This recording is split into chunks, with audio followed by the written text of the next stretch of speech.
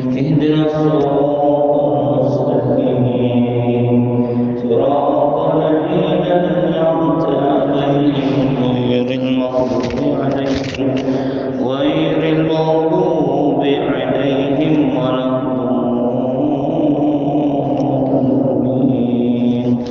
رب اغفر لي ولوالدي وللمؤمنين آمين.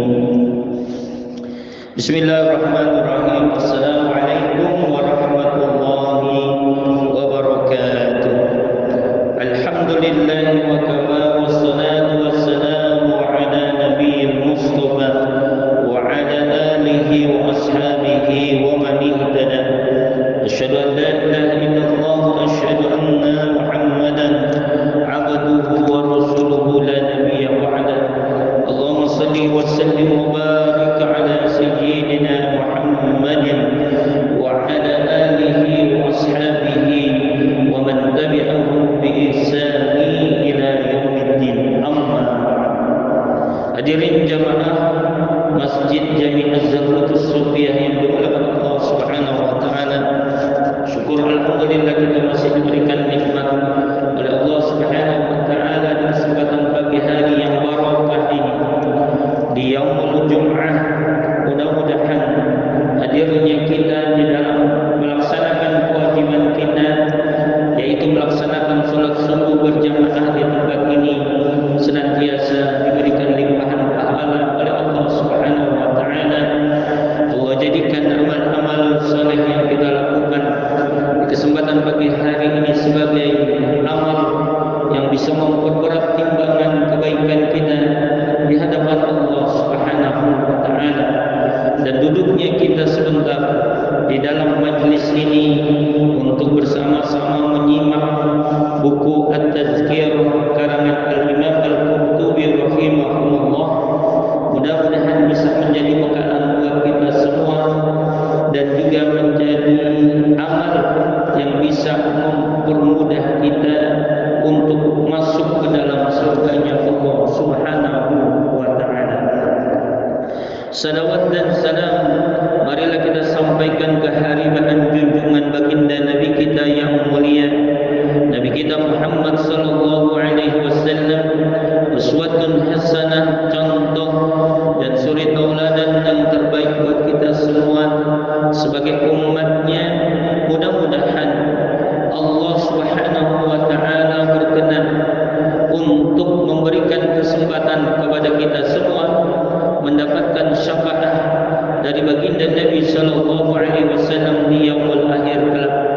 Dan mudah-mudahan kita juga menjadi umatnya yang senantiasa diberikan keberkahan oleh Allah Subhanahu wa taala sebagaimana doa yang disampaikan oleh baginda Nabi sallallahu alaihi wasallam khusus umatnya di waktu pagi hari itu dengan doa beliau, Allahumma barik li ummati fi bukuriha. Ya Allah, berkahilah umatku di waktu pagi harinya. Hadirin jamaah yang dimuliakan Allah Subhanahu wa taala, di kesempatan pagi hari ini kita akan lanjutkan pembacaan buku At-Tazkirah Al-Imam Al-Qurtubi rahimahullah tentang faidah ziarah kubur. Pada pertemuan sebelumnya kita sudah sama-sama membaca dan menyimak tentang faidah ziarah kubur itu. Yang sudah kita baca dan simak bersama ada 3. Yang pertama adalah bahwa faidah dari ziarah kubur itu rajin mengaji di majlis taklim untuk mendengarkan nasihat, pelajaran, peringatan, cerita-cerita orang soleh dan lain sebagainya. Hal tersebut bisa menaklukkan hati.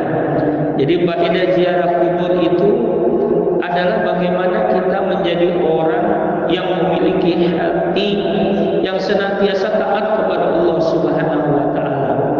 Dan hati yang keras itu bisa kita lembutkan dengan hal yang pertama yang tadi sudah sama-sama kita simak. Yang kedua adalah bahwa bagaimana cara kita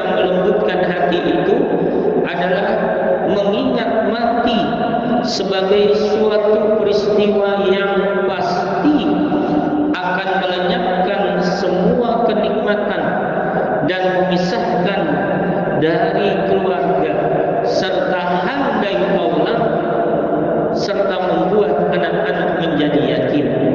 Maka sesungguhnya kita sudah sama-sama mengetahui bahwa yang namanya kematian, pastilah kita akan meninggalkan segala sesuatunya di muka bumi ini, dan yang akan kita bawa hanyalah selembar kain putih yang menutupi tubuh kita, ditambah oleh amal-amal kebaikan yang sudah kita lakukan di dalam ketaatan kita kepada Allah Subhanahu wa taala. Yang ketiga adalah bahwa menunggu orang-orang yang sedang dalam keadaan kritis atau sakaratul maut, dengan menyaksikan orang-orang yang sedang mengalami sakaratul maut, lalu membayangkan bagaimana nasibnya nanti setelah ia mati, maka hal itu akan membuat jiwa orang tidak tertarik pada kenikmatan dunia, membuat hati selalu gelisah memikirkannya, membuat mata enggan tertidur, membuat tubuh tertahan dari kesenangan-kesenangan, membangkitkan etos beramal soleh dan menambah semangat untuk lebih tekun beribadah, kendati pun harus bersusah payah. Maka kita disunnahkan oleh Nabi Sallallahu Alaihi Wasallam untuk banyak menjenguk orang sakit. Kalau ada orang sakit, baik yang berada di rumah sakit ataupun juga berada di sekitar kita, tetangga kita, sahabat kita yang sakit, maka kita disunnahkan untuk menjenguk mereka. Maka mudah-mudahan dengan begitu kita teringatkan, ya, bahwa sesungguhnya ketika kita mengalami hal yang serupa, apakah kemudian kita sudah siap dengan kondisi yang ada, di mana mungkin kondisi fisik yang sudah tidak lagi prima, kondisi fisik yang sudah melemah, apakah kemudian kita akan senantiasa taat dan selalu ingat kepada Allah Subhanahu wa taala atau tidak? Semuanya kembali kepada diri kita masing-masing. Jadi jangan sampai jemaah yang dimuliakan oleh Allah Subhanahu wa taala, kita baru sadar ingat kepada Allah ketika kita dikasih ujian berupa sakit tadi. Jangan sampai. Mudah-mudahan ketika kita masih sehat, ketika kita masih usia muda, kita masih ingat kepada Allah dan senantiasa selalu ingat kepada Allah Subhanahu wa taala. Karena pada pokok bahasan sebelumnya kita sudah sama-sama tahu bahwa yang namanya kematian itu tidak memandang kepada apakah dia sehat atau sakit, apakah usianya muda atau tua, apakah dia kaya atau miskin. Hadirin jamaah yang dimuliakan Allah Subhanahu wa taala, maka yang keempat yang akan kita sama-sama simak di kesempatan pagi hari ini adalah yaitu ikut menyaksikan pemakaman jenazah di kubur. Hal ini merupakan cara yang lebih efektif daripada cara yang pertama dan kedua tadi.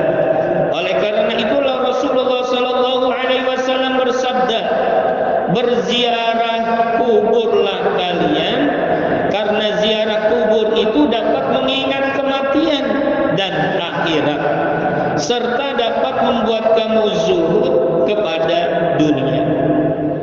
Dengan ikut menyaksikan acara pemakaman jenazah, maka ia akan mendengar suara azan dan memberitahukan kepada hatinya kemana nanti tempat kembali yang abadi. Hal itu diharapkan dapat menimbulkan rasa takut seperti ketika sedang menyaksikan orang dalam keadaan sakaratul maut. Begitu juga dengan menziarahi dan melihat kuburan kaum muslimin secara langsung. Maka poin yang ketiga dan keempat lebih besar pengaruhnya daripada poin yang pertama dan kedua. Dalam hadis riwayat Ahmad, Nabi sallallahu alaihi wasallam bersabda, mendengar berita itu tidaklah seperti melihat dengan mata kepala sendiri. Hadis ini hanya diriwayatkan dari Ibnu Abbas saja. Harus diakui bahwa seseorang tidak di sembarang tempat bisa menyaksikan orang yang sedang dalam keadaan sakaratul maut. Lagi pula terkadang hal itu tidak sesuai dengan kondisi mental orang yang ingin mengobati hatinya. Berbeda dengan ziarah kubur yang lebih gampang dan hasilnya pun lebih efektif. Karenanya bagi orang yang menziarahi kubur, ia harus memperhatikan adab-adabnya. Antara lain yang paling utama ialah niat dengan sungguh-sungguh, bukan sekedar keliling kubur saja seperti mohon maaf kelakuan binatang. Kita memohon perlindungan Allah darinya. Tujuan ziarah kubur ialah mencari keridhaan Allah, memperbaiki hati yang sedang rusak dan memberikan manfaat kepada si mayat dengan membacakan ayat-ayat Al-Quran. Peziarah kubur dilarang berjalan-jalan di kubur atau di atasnya, serta harus melepaskan alas kaki seperti yang diterangkan dalam beberapa hadis. Begitu hendak masuk kuburan, diusahakan mengucapkan salam terlebih dahulu, kemudian mengucapkan Assalamualaikum dara qaumin mu'minin, salam sejahtera bagi kalian semua para penghuni kubur kaum mukminin. Itulah salam kepada penghuni kubur yang pernah diucapkan Nabi sallallahu alaihi wasallam. Dan ketika sampai dekat kubur yang dituju, yang dia kenal, maka ucapkanlah salam terlebih dengan ucapan alaikassalam, alaikassalam. Diriwayatkan oleh Tirmizi dalam kitab Al-Jami' At-Tirmizi, sesungguhnya ada seorang laki-laki menemui Nabi sallallahu alaihi wasallam dan mengucapkan alaika assalam. Mendengar itu Nabi sallallahu alaihi wasallam menegurnya, jangan mengucapkan salam seperti itu, alaika assalam, karena hal itu adalah salam penghormatan untuk mayit. Termasuk adab berziarah kubur ialah mengucapkan salam dengan posisi menghadap, seperti layaknya kalau sedang berbicara dengan orang yang masih hidup. Selanjutnya ialah berkonsentrasi penuh untuk mengambil pelajaran dari penghuni kubur yang ia ziarahi. Penziarah harus merenungkan bagaimana kawan-kawannya yang telah mendahului menghadap Allah setelah berhasil mencapai harapan dan harta sudah terkumpul. Tiba-tiba harapan mereka terputus dan tidak dapat menikmati harta yang telah dikumpulkannya itu. Tubuh mereka yang tampan ditimbun tanah, anggota-anggota tubuh mereka terpisah di dalam kubur, istri-istri yang mereka tinggalkan menjanda, anak-anak mereka menjadi yatim, bahkan mungkin negeri mereka dijajah oleh negeri lain. Peziarah harus merenungkan bagaimana nasib orang yang sedang diziarahinya. Sepasang kakinya rusak dan hancur, padahal dahulu selalu berjalan bolak-balik memenuhi keinginannya. Matanya meleleh, padahal dahulu selalu dipakai melihat kesenangan-kesenangan. Lidahnya sudah dimakan cacing, padahal dahulu selalu berkata tajam. Giginya rusak, padahal dahulu selalu tertawa. Yakinlah bahwa kelak keadaannya akan seperti itu. Dengan merenungkan dan mengambil pelajaran darinya, ia akan tekun melakukan amal-amal kebajikan untuk kepentingan akhirat. Dengan kata lain, ia akan bersikap zuhud terhadap dunia dan selalu menaati Allah Tuhannya. Karenanya hatinya menjadi lunak dan anggota tubuhnya menjadi khusyuk. Wallahu a'lam. Jadi jamaah yang dimuliakan Allah Subhanahu wa taala, inilah poin yang keempat yang disampaikan oleh Al-Imam Al-Qurtubi rahimahullah dari faedah ziarah kubur. Oleh karenanya, marilah sama-sama ketika kita memiliki orang tua yang sudah Allah Subhanahu wa taala panggil terlebih dahulu mereka semua, maka kita berusaha untuk menziarahi mereka, mendoakan mereka, semoga Allah Subhanahu wa taala memberikan tempat yang terbaik di sisinya dan menjadikan mereka mendapatkan taman-taman surga di dalam kuburnya. Dan hal itulah yang harus senantiasa kita tanamkan di dalam hati kita, bahwa jangan sampai hadirnya kita di kuburan yang seharusnya kita banyak mengingat tentang kematian, yang seharusnya kita senantiasa mengingat bagaimana nasib yang akan kita hadapi nanti di dalam kubur, lalu kemudian itu tidak menjadi hikmah, tidak menjadi pelajaran buat kita semua. Jemaah yang dimuliakan Allah Subhanahu wa taala, hari ini tuh kita terkadang ziarah kubur itu tidak bisa memberikan efek kepada kita. Bahkan ketika kita mengantar jenazah saja ke tempat peristirahatan mereka, kita malah asik ngobrol bersama dengan teman kita. Kita asik berbincang-bincang dengan teman-teman yang mungkin kita tidak pernah ketemu sebelumnya dengan mereka.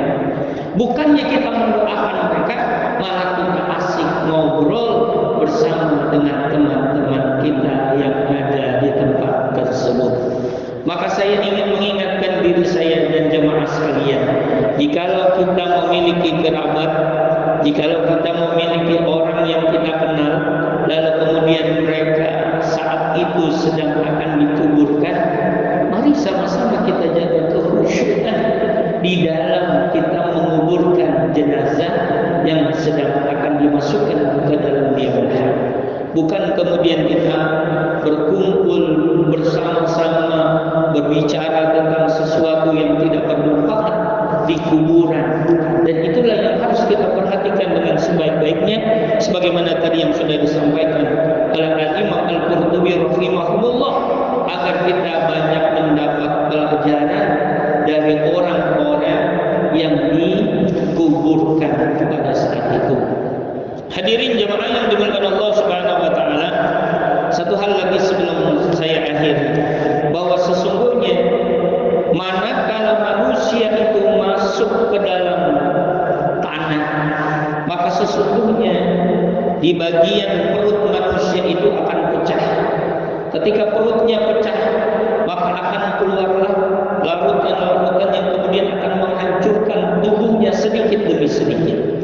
Dan itulah yang akan terjadi oleh setiap manusia yang dikuburkan di dalam kuburnya masing-masing.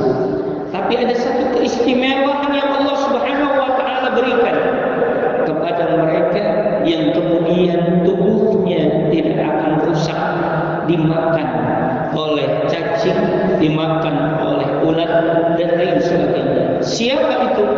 Mereka adalah para nabi dan rasul. Siapa lagi? Para ulama, para salafus salih yang mereka senantiasa mengajarkan ilmunya dan mengajak orang lain kepada kebaikan. Dan itulah yang bisa kita saksikan dengan nyata, sebagaimana kita sudah sama-sama tahu bagaimana Kiai Haji Maimun Zubair, ulama yang karismatik di negeri ini, yang kemudian beliau mati meninggal dunia di tanah suci. Allah berikan keutamaan kepada beliau sehingga jasadnya masih tetap utuh. Siapa lagi? Demikian juga dengan Imam Nawawi Al-Albani, di mana kuburnya juga masih ada sampai dengan hari ini. Maka jamaah yang dimuliakan Allah Subhanahu wa taala, kita harus berpikir bagaimana kiranya Allah tidak mematikan kita lalu kemudian menghancurkan jasad kita nanti di dalam kubur kita masing-masing. Itu harus kita pikirkan dari sekarang. Bagaimana caranya? Caranya dengan banyak kita memberikan manfaat kepada orang lain. Dengan bagaimana kita bisa memberikan hal yang terbaik kepada orang lain untuk ingat kepada kehidupan akhiratnya. Kita beribadah kepada Allah tidak hanya khusus kita beribadah untuk diri kita doang sendiri. Tidak. Jangan kita soleh untuk diri kita doang sendiri. Nggak bisa begitu. Ya, kenapa?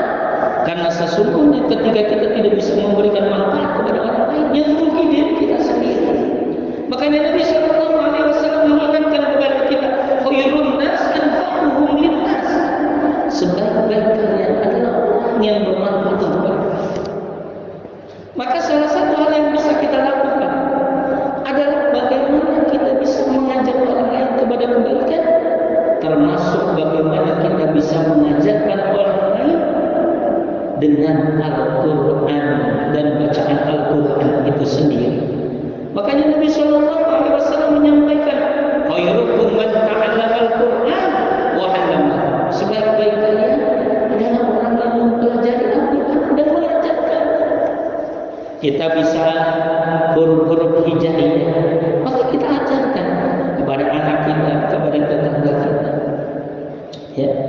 Maka jangan sampai kita dalam hidup ini tidak mencari amal-amal yang bisa memberikan pahala jariah kepada kita semua. Tidak mesti kita harus menjadi seorang guru, tidak.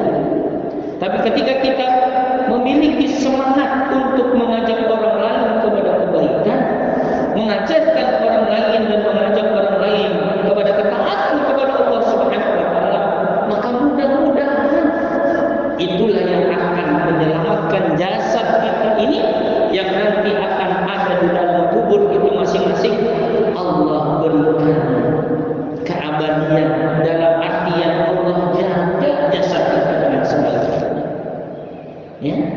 Jadi jemaah yang dimuliakan Allah Subhanahu wa taala, maka jangan kemudian kita menganggap remeh guru-guru ngaji yang ada di sekitar kita. Bayangkan ada seorang ulama yang ada di kota Tangerang sana yang ketika pada saat itu musholanya akan digusur, ya, disebabkan oleh adanya pelebaran jalan. Lalu kemudian kuburnya itu termasuk dari tanah yang akan dilewati oleh penggusuran jalan tadi. Akhirnya dipindahkanlah jasad si guru ngaji ini. Lalu kemudian ketika diangkat jasadnya, masya Allah, Allah jaga ternyata tubuhnya, kain kafannya sendiri bahkan tidak rusak sama sekali. Kenapa? Ternyata beliau adalah seorang guru ngaji yang ada di tempat itu, yang ternyata Allah Subhanahu wa taala jaga. Maka jemaah yang dimuliakan Allah Subhanahu wa taala, kalau kita punya harta yang banyak, kalau kita punya ilmu yang banyak, maka jangan sia-siakan harta yang banyak itu untuk kemudian hal yang tidak bermanfaat di dalam kehidupan akhir kita. Kalau kita punya ilmu yang banyak, maka jangan sia-siakan ilmu kita itu hanya kita tukar dengan lembaran-lembaran rupiah saja. Ya, jangan. Mari sama-sama kita berikan hal yang terbaik yang bisa kita lakukan di dalam mengajak orang lain kepada kebaikan.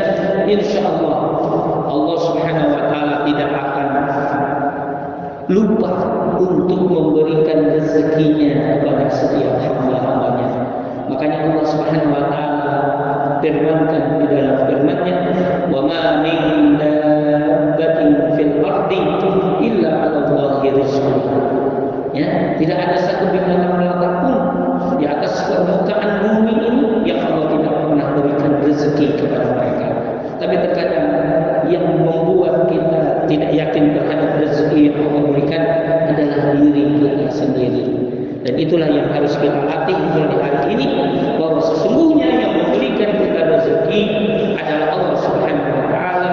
Dan ketika kita berbicara tentang rezeki, maka rezeki itu tidak hanya sebatas kepada harta, tidak hanya sebatas kepada uang yang kita miliki, tidak hanya sebatas pekerjaan yang kita miliki, tapi rezeki Allah Subhanahu wa taala itu sangat luas.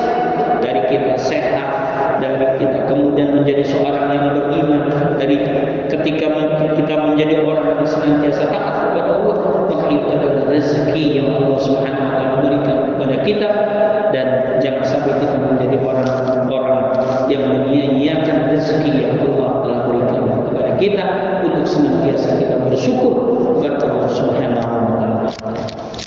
Aqulu qouli hadza wa astaghfirullah li wa lakum. Mudah-mudahan bisa bermanfaat buat kita semua dan menjadi pelajaran terpenting buat kita semua, bahwa kita harus benar-benar mempersiapkan diri kita dengan sebaik-baiknya, karena kita tidak pernah tahu kapan kita akan dipanggil oleh Allah Subhanahu wa taala. 1 jam ke depan kita tidak tahu apa yang akan terjadi dengan diri kita. Bahkan beberapa menit ke depan saja kita tidak pernah tahu apa yang akan terjadi dengan diri kita masing-masing. Terkecuali siapa? Allah Subhanahu wa taala. Aqulu qouli hadza astaghfirullah li wa lakum. Mudah-mudahan bisa bermanfaat buat kita semua. Mohon maaf apabila ada hal-hal yang keliru dan salah.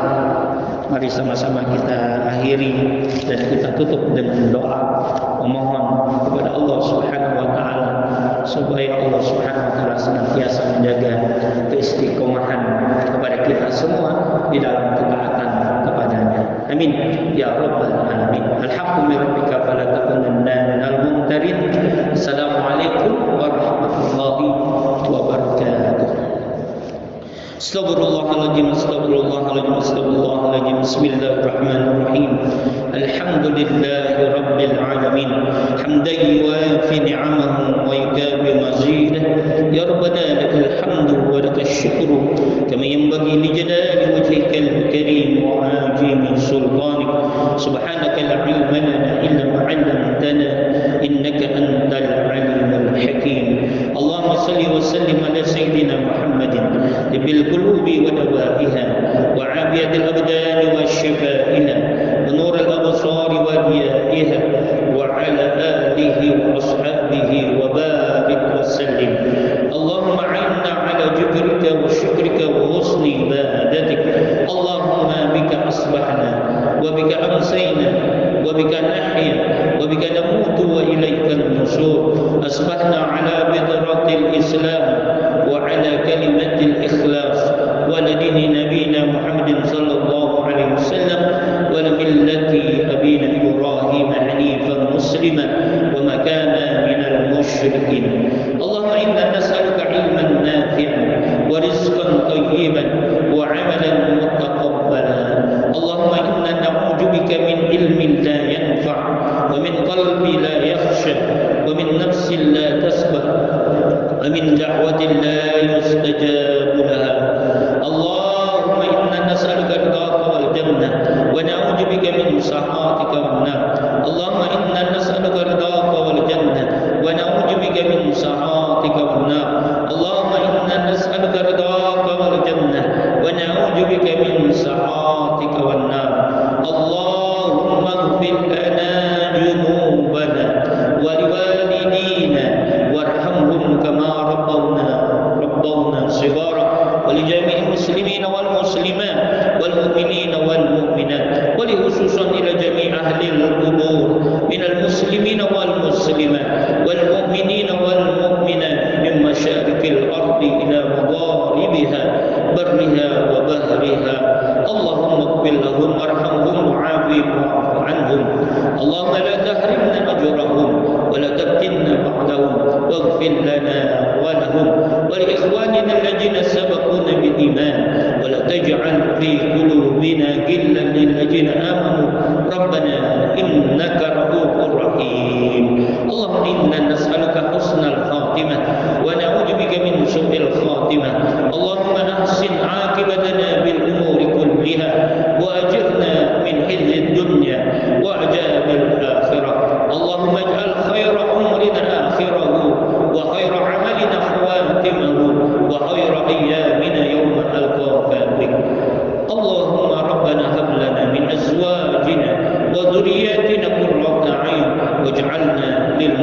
المتقين إماما رب اجعلنا مقيم الصلاة ومن ذرية ربنا وتقبل دعاء ربنا تقبل منا إنك أنت السميع العليم وتب علينا إنك أنت التواب الرحيم اللهم انصر إخوان المسلمين المجاهدين والمستضعفين في فلسطين وفي سوريا وفي يمن وفي السودان وفي كل مكان اللهم أعز الإسلام والمسلمين وأذل الشرك والمشركين وأهلك الكفرة والمشركين ربنا لا تزغ قلوبنا بعد إذ هديتنا وهب لنا من لدنك رحمة إنك أنت الوهاب ربنا أفرغ علينا صبرا وتوفنا مسلمين ربنا آتنا في الدنيا حسنة وفي الآخرة حسنة وقنا عذاب النار وصلى الله على سيدنا محمد النبي الأمي وعلى آله وأصحابه وبارك وسلم أجمعين سبحان ربك رب العزة عما